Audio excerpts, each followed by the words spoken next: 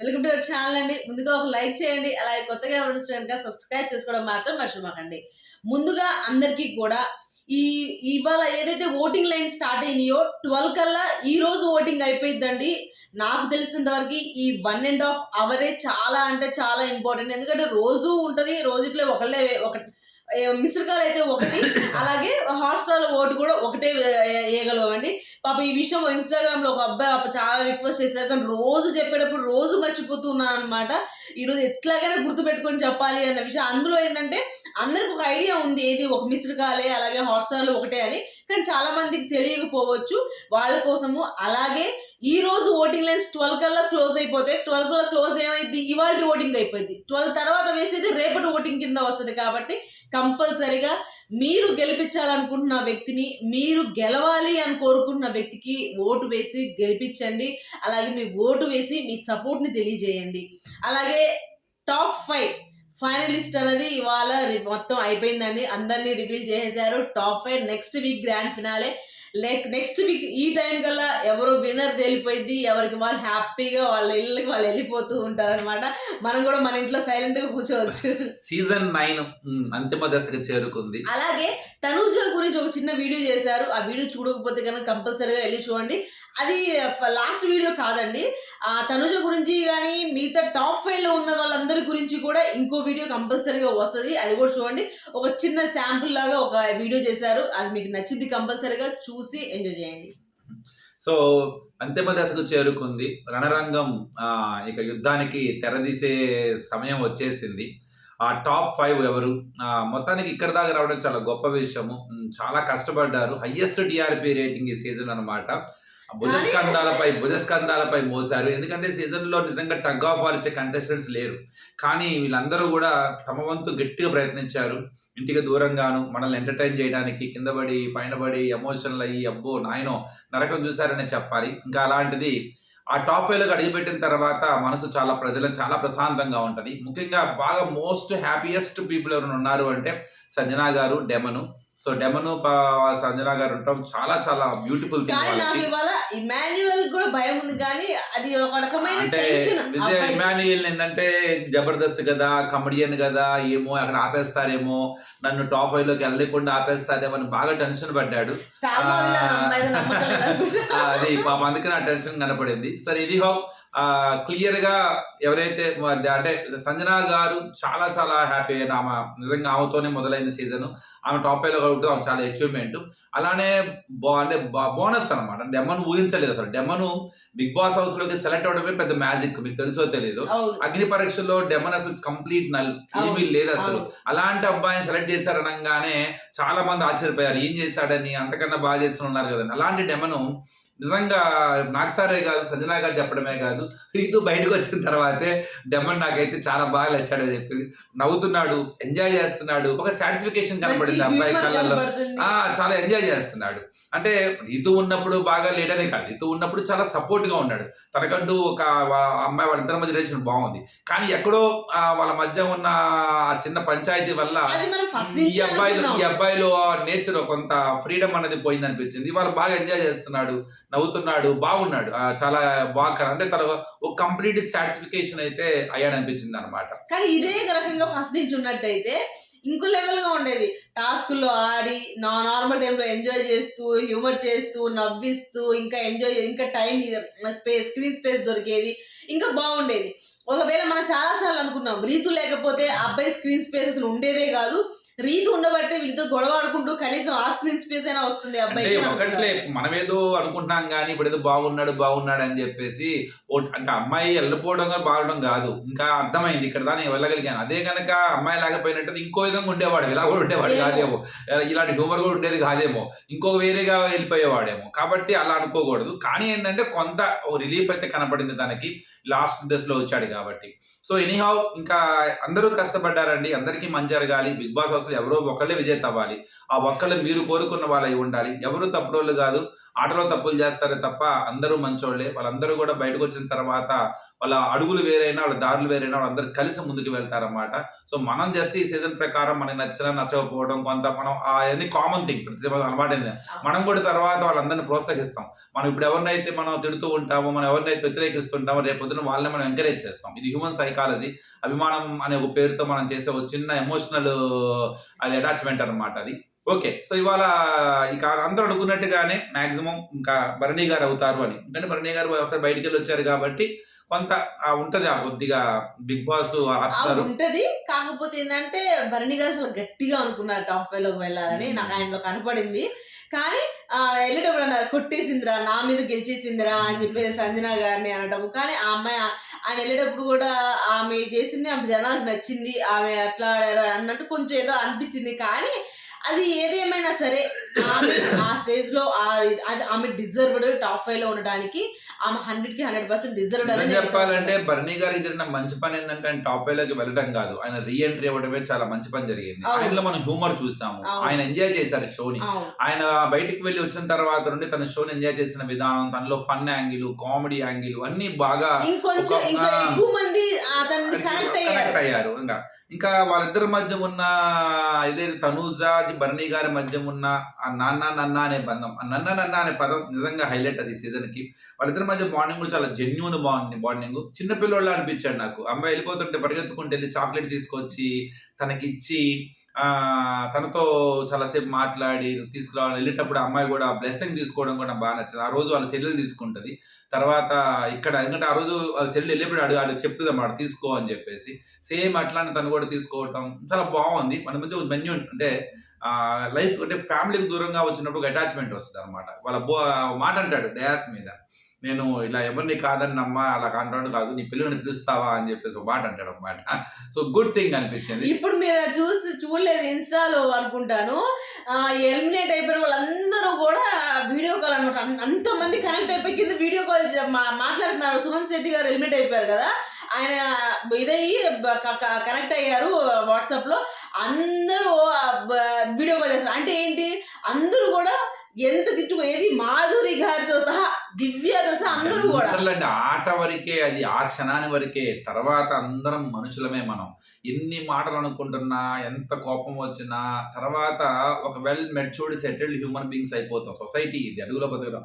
అది ఆట వరకు, ఆ క్షణం వరకు. నిజమే, ఆట మనల్ని ప్రభావితం చేస్తుంది. ఎంత ప్రభావితం చేస్తుంది అంటే ఆ ఆటను గెలిచే ప్రయత్నంలో ఒక్కొక్కసారి మనల్ని మన ఆలోచన విధానాన్ని, మన మనస్తత్వాన్ని, మన భావాలని అన్నింటినీ మర్చిపోతాం. అది కామన్ థింగ్, అది న్యాచురల్ థింగ్. కానీ అది అయిపోయిన తర్వాత మళ్ళీ మనం జనరల్గా అంటే ఒక మెచ్యూర్డ్గా మంచి రిలేషన్స్ అనేవి వాటిని బ్యాలెన్స్ చేసుకుంటూ వెళ్తామే జీవితం అన్నమాట. సో వాళ్ళందరూ బయట బ్రహ్మాండంగా ఉంటారు. ఇంకోటి ఏంటంటే బాగా హై సొసైటీలో ఉన్నవాడు ఎప్పుడు బాగానే ఉంటాడు. కానీ కొంత డౌన్ అంటే కింద చిన్నగా స్టార్ట్ అయ్యి ఇలాంటి వస్తు చూసారా, వాళ్ళు లైఫ్లో భలే హ్యాపీ అవుతారన్నమాట. ఇంత పెద్ద వాళ్ళతో పరిచయాలు, ఒక కొత్త స్నేహం, ఒక కొత్త అడుగు, ఒక కొత్త జీవితం, ఒక కొత్త ప్రయాణం. లైఫ్లో ఇలాంటివి చాలా చాలా ఇంపార్టెంట్ అన్నమాట. ఇందులో ముఖ్యంగా అదే అంటుంది. ఇప్పుడు చూడండి, మీరు ఫస్ట్‌లో మనం చూసినప్పుడు కళ్యాణ్ చూసినా గానీ, డెమన్ చూసినప్పుడు ఏమనిపించేది, ఏంది వీళ్ళు కొత్త ఎలా ఆడతారని. ఇప్పుడు ఎలా ఉన్నారు మనకు వాళ్ళ సెలబ్రిటీ కంప్లీట్ సెలబ్రిటీ కనపడుతున్నారు మనకి. మనం ఎక్కడా కూడా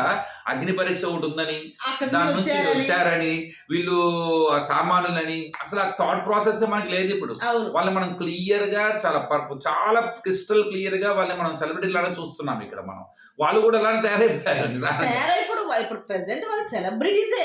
బయటకు వచ్చిన తర్వాత వాళ్ళు ఇంకా వాళ్ళందరితో పాటే. వాస్తవం చెప్పాలంటే సెలబ్రిటీలే ఇంకా సామాన్యులా కనపడుతున్నారు. ఇప్పుడు మనం సంజనా గారిని చూస్తే మొదట్లో చూసిన సంజనా గారికి ఈ రోజు సంజనా గారికి నవ్వుతున్నారు అంటే ఒక జనరల్ గా సెలబ్రిటీలకు ఒక ఇది ఉంటుంది అనమాట. అంటే ఎలా నవ్వాలో కూడా క్యాలిక్యులేట్ నవ్వుతారు. ఎలా నవ్వాలి, ఎలా కూర్చోవాలి, మనం ఎలా బిహేవ్ చేయాలి కెమెరా ముందు ఒకటి ఉంటుంది అనమాట. ఈ రోజు సంజనా గారు చూడండి, మీరు ఈ వారం చూడండి ఎలా చేశారు, ఆమె ఎట్లా నవ్వుతున్నారో, ఎలా డాన్స్ చేస్తున్నారో, ఎలా ఏడుస్తున్నారో. అసలు చాలా నార్మల్ సాదా సీదా హ్యూమన్ బీయింగ్స్ ఉంటారే. మనకి అలానే చూస్తున్నారు వాళ్ళు. మీరు మరి అమ్మాయి తనుజని యాక్ట్రెస్ అంటాం. మరి ఆ అమ్మాయి చాలా నార్మల్ గా ఇంట్లో ఉన్నట్టుగానే తను బిహేవ్ చేస్తుంది. సో అట్లా సెలబ్రిటీ ఇప్పుడు ఉన్నాడు, మన ఇమానుయల్ అయితే మనిషి అసలు ఆ అబ్బాయి సెలబ్రిటీ ఫీలింగే రాదు మనకి. అలాగా వీళ్ళందరూ చాలా చాలా వాళ్ళ లైఫ్ ని ఎక్స్ప్లోర్ చేశారన్నమాట బయట. ఓకే. ఇంకా అలాగే ప్రైజ్ మనీ వస్తే ఏం చేస్తారు? ప్రైజ్ మనీ గురించి ఏంటి అని అంటే ఎవరికి వాళ్ళు నిజంగానే అక్కడ ఉన్న వాళ్ళందరూ కూడా వచ్చిన వాళ్ళందరూ కూడా ఈసారి ఈ సీజన్ 9లో అందరూ కూడా డిజర్వ్డ్ అండి. అమౌంట్‌కి డిజర్వ్డే, అందరికీ అవసరమే, అందరికీ ఇంపార్టెంటే. కొంతమంది ఫేమ్ కోసం వచ్చినా చాలా తక్కువ మంది, ఇంకొంతమంది అందరూ కూడా ఆ అమౌంట్ కోసమే, ఆ డబ్బుల కోసమే ఇంత కష్టపడి ఇంత చేయడం కానీ ఒక్కొక్కళ్ళు ఒక్కొక్క పేరు చెప్పారు. కొంతమంది ఏమో భరణి గారేమో వాళ్ళ అదే ఒక ఓల్డ్ ఏజ్ హోమ్ ఆర్ఫనేజ్‌కి ఇస్తాము అని చెప్పేసి అన్నారు. అలాగే ఒకళ్ళని తీసేయాలి రేస్‌లో నుంచి అంటే ఇమాన్యుయల్‌కి 20 లక్షలు ఇచ్చి తీసేస్తారు అనగానే అక్కడ ఇమాన్యుయల్ కోపం వస్తది. ఏంటి నన్ను తీసేసేది, నన్ను పంపించేసేది ఏంది అని. అలాగే ఇమాన్యుయల్ కూడా వచ్చిన తర్వాత భరణి గారి పేరే చెప్తాను. ఆయన్నే తీసేద్దాం అని అనుకుంటున్నాను ఇంకా అని చెప్పేసి. అలాగే వేరే వాళ్ళు చెప్పినప్పుడు కొద్దిగా అనిపించలా. ఎప్పుడు కళ్యాణ్ కూడా నేను ఇమాన్యుయల్ అన్నని నాకు పోటీ ఆయనే కాబట్టి ఆయనే తీసేస్తాను. అలా కాదు లేరా 50-50 తీసుకుందాం లేరా అని చెప్పేసి ఇమాన్యుయల్ అప్పుడు చెప్తాడనమాట. సో తర్వాత ఇమాన్యుయల్ తన లైఫ్ ఆయన నిజంగానే అసలు చాలా కష్టాలు, చాలా ఇబ్బందులు పడి ఈ పొజిషన్‌కి రావడానికి ఆ అబ్బాయిని ఎంత నరకం అనుభవించాడో, ఎంత కష్టాలు అనుభవించాడో ఆ అబ్బాయికి, వాళ్ళ ఫ్యామిలీకే తెలుసు. ఆ కష్టాలన్నీ నేను తీర్చుకుంటాను. అలాగే నేను పెళ్లి చేసుకోబోయే అమ్మాయిని కూడా నేను బాగా చదివిపించుకుంటాను అని చెప్పడం అన్నది చాలా హ్యాపీగా అనిపించింది. ఆ అమ్మాయి ఇంకా హ్యాపీగా ఉంటది కూడా అని అనిపించింది. అలాగే ఎవరిని తీసేస్తారంటే భరణి గారిని. డెమోన్ కూడా ఆ అబ్బాయి కూడా చాలా పూర్ ఫ్యామిలీ నుంచి ఉన్నారు. ఏమీ ఆ అబ్బాయికి ఎటువంటి వెనకాల బ్యాక్‌గ్రౌండ్ లేదు. ఎటువంటి సపోర్ట్ లేని వ్యక్తి. ఆ అబ్బాయి కూడా అమౌంట్ అన్నది చాలా అంటే చాలా ఇంపార్టెంట్. వాళ్ళ ఫాదర్ గురించి గాని, వాళ్ళ మదర్ గురించి గాని చెప్పడం చాలా బాగా అనిపించింది. అలాగే అక్కడ నాకు ఒక మాట నచ్చింది. కళ్యాణ్ మేమిద్దరం కామనర్స్ కేటగిరీ నుంచి వచ్చాము. కాబట్టి మేమిద్దరం సగం సగం తీసుకుంటాము అని చెప్పేసి అనడం మాత్రం నాకు చాలా గ్రేట్ అనిపించింది. ఎందుకంటే కళ్యాణ్‌ని జాయిన్ చేసి కానీ కళ్యాణ్ ఎప్పుడు కూడా డెమోని జాయిన్ చేసుకొని చూడలేదు. ఎప్పుడు కూడా డెమోని ఒక వేరేగానే చూసాడు కానీ ఎప్పుడు కూడా కళ్యాణ్‌ని విడిగా చూడలేదు డెమోన్. మేమిద్దరం ఆ స్టేజ్ నుంచి వచ్చాము. మేమిద్దరం ఒకటి అనే అనుకున్నాడు ఫస్ట్ నుంచి కూడా. కానీ వాళ్ళిద్దరికి మధ్యలో ఒక మంచి ఫ్రెండ్‌షిప్ అన్నది బాండ్ క్రియేట్ అవ్వలేదు. అలాగే సంజన గారు మా అసోసియేషన్‌కి చాలా మందికి హెల్త్‌కి వాటికి వాళ్ళు చాలా ఇదవుతున్నారు. నేను ఒక అమౌంట్ అన్నది వాళ్ళకి ఇద్దామని అనుకుంటున్నాను. వాళ్ళకి హెల్ప్ చేద్దాం అనుకున్నాను. ఇన్సూరెన్స్ లాగా అందరి ఫ్యామిలీస్ అదే సెలబ్రిటీ ఫ్యామిలీస్ ఎవరి దగ్గర లేదో వాళ్ళందరికీ ఇన్సూరెన్స్ ఇచ్చేస్తున్నారు. వాళ్ళకి ఇస్తామని. అలాగే ఒక కాలు లేని వాళ్ళకి ప్లాస్టిక్ కాలు పెట్టిస్తారు చూసారా? అట్లా వాళ్ళకి నేను సపోర్ట్ చేయాలి. వాళ్ళకి ఇచ్చేయాలని నాకు ఎప్పటినుంచో అది కోరిక ఉంది. అది చేయాలనుకుంటున్నాను. అలా చేస్తే చాలా మందికి నేను ఒక అడుగు నడిపించిన దాన్ని అవుతాను కాబట్టి చేయాలని. అలాగే ఒక 10 లాక్స్ వాళ్ళ పిల్లల పేరు మీద ఫిక్స్డ్ డిపాజిట్ ఏస్తామని చెప్పారనమాట. అలాగే ఎవరిని తీసేస్తామంటే ఒక 10-15 లక్షలు ఇచ్చేసి తనుజని తీసేస్తారని చెప్పి చెప్తారనమాట సంజన గారు. అలాగే తనుజ ఎడ్యుకేషన్‌కి హెల్ప్ చేద్దాం అనుకుంటున్నాను. చదివిపిచ్చాలి కొంతమందిని అని చెప్పేసి అనుకుంటున్నాను అని చెప్పి చెప్తారు. అలాగే ఎవరిని తీస్తే డెమోని 15 లాక్స్ ఇచ్చి తీసేస్తానని చెప్పేసి అంటారనమాట. కళ్యాణ్ ఏమో అదే వాళ్ళ మదర్‌కి ఇంతకుముందు ఇంకా చాలా బంగారం ఉండేదని, లేకపోతే ఇంకా ఎక్కువగా ఉండేది.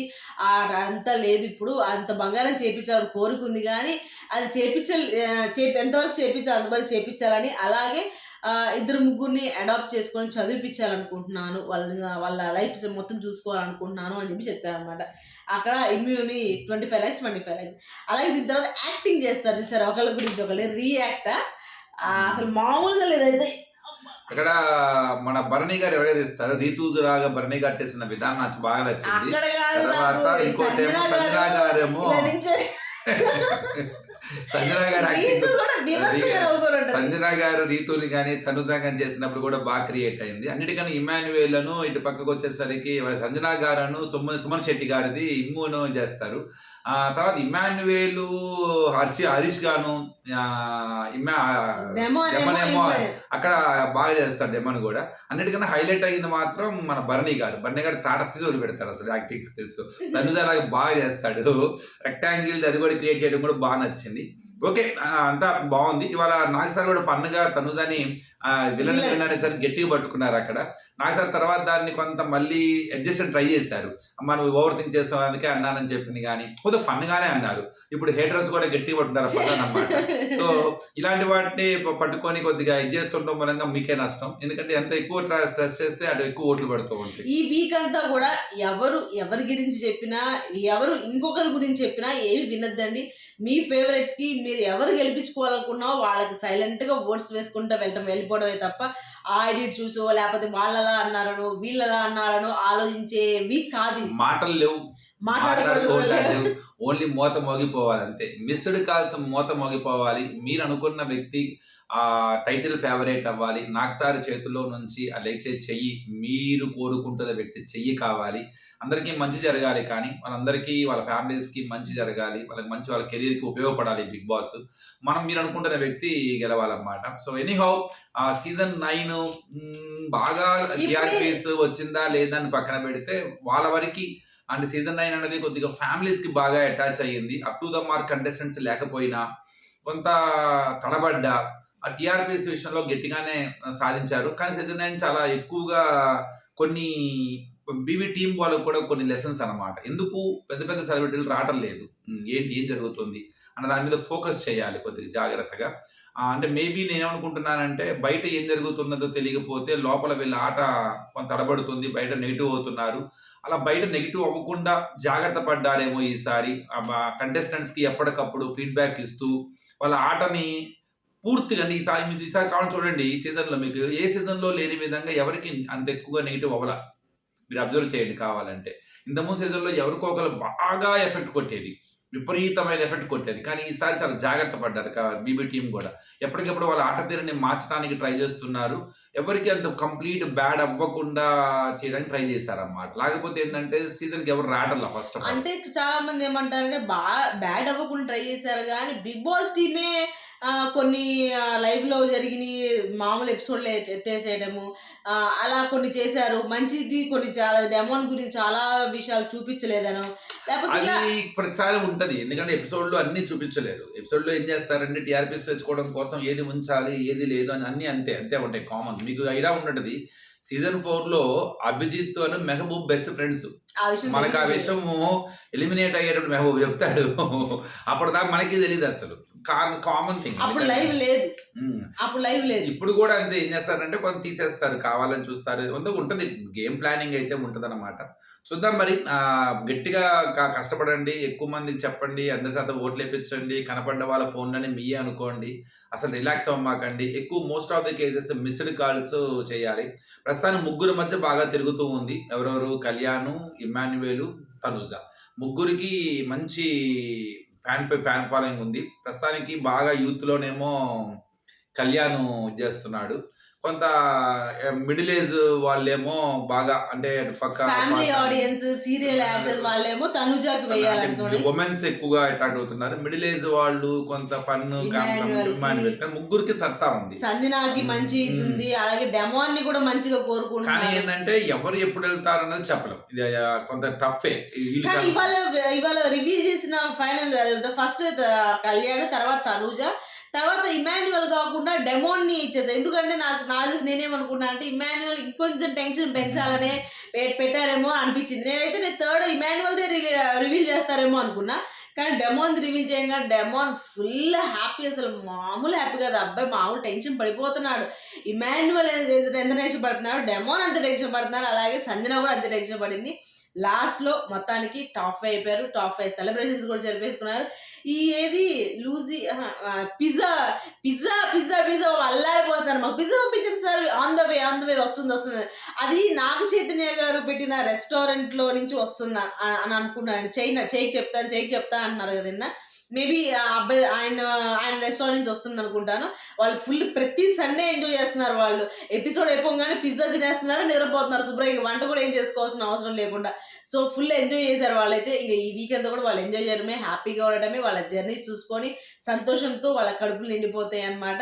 అదండి ఇవాళ ఎపిసోడ్. ఇక రేపటి నుంచి జర్నీ వీడియో గురించి మాట్లాడుకుందాము. అలాగే ఈయన చెప్పే వీడియోస్ జర్నీ అదే వాళ్ళ గురించి, వాళ్ళ గేమ్ గురించి చెప్పే వీడియోస్ కూడా రేపటి నుంచి కంటిన్యూ అవుతుంది. అది కూడా చూడండి, సపోర్ట్ చేయండి. ఈ వీడియో కనుక మీకు నచ్చితే ప్లీజ్ లైక్ చేయండి, షేర్ చేయండి, సబ్స్క్రైబ్ చేసుకోవడం మాత్రం మర్చిపోకండి. బాయ్.